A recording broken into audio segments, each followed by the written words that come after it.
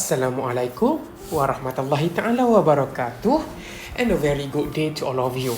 Now we proceed to the second video of the third chapter, Laplace transform.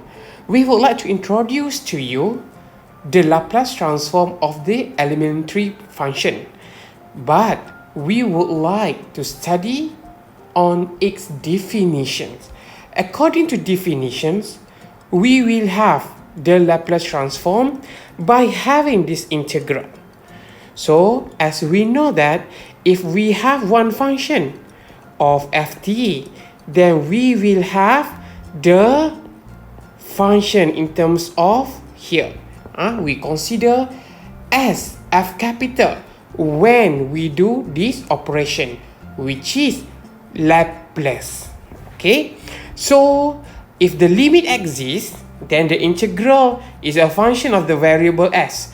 So denoting the integral by fs, we can write like this.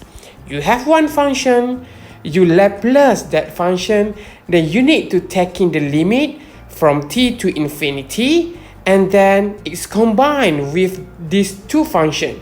This is your own function that you want to transform it, then you need to combine with the exponent negative st, and then you find its limit, then you will get in terms of fs. Don't worry, we will go one by one. We begin with determining Laplace transform of a polynomial function. Let your function ft is a. A is a constant, or in other words, polynomial function of the degree 0.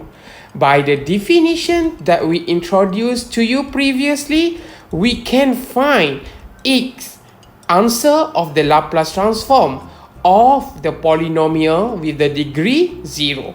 So according to this one, for example, if you have a is a function with a degree 1, so you are taking the limit from 0 to t over here, where your t is to infinity, and then you integrate over here. Since a is a constant, you can put outside over here, you integrate exponent, you will get exponent itself, but you need to divide by this one. Okay, the answer of the derivative of this function, differentiate negative xt with differentiate negative xt, then you will get negative s. So you put the limit over here, then you will have the general of the Laplace for the polynomial function of the degree 0 is a over s, such that s must be greater than 0. So let's say if you have one function, okay, let's have the exercise. You have one function of ft, and then let's say your function of ft is 2.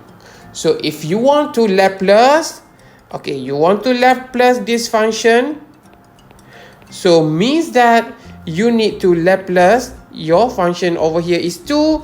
So directly, according to the definitions, you will get your 2 over s.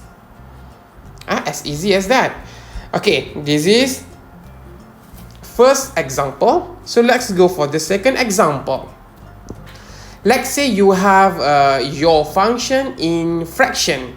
So let's say your ft over here is 3 over 5.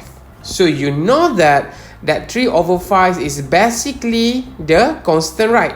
So if you want to Laplace this function, it's similar if you Laplace here 3 over 5, and then directly you will have 3 over 5 over s, and then your final answer is 3 over 5s. So you simplify, you bring s over here, so you will get 3 over 5s.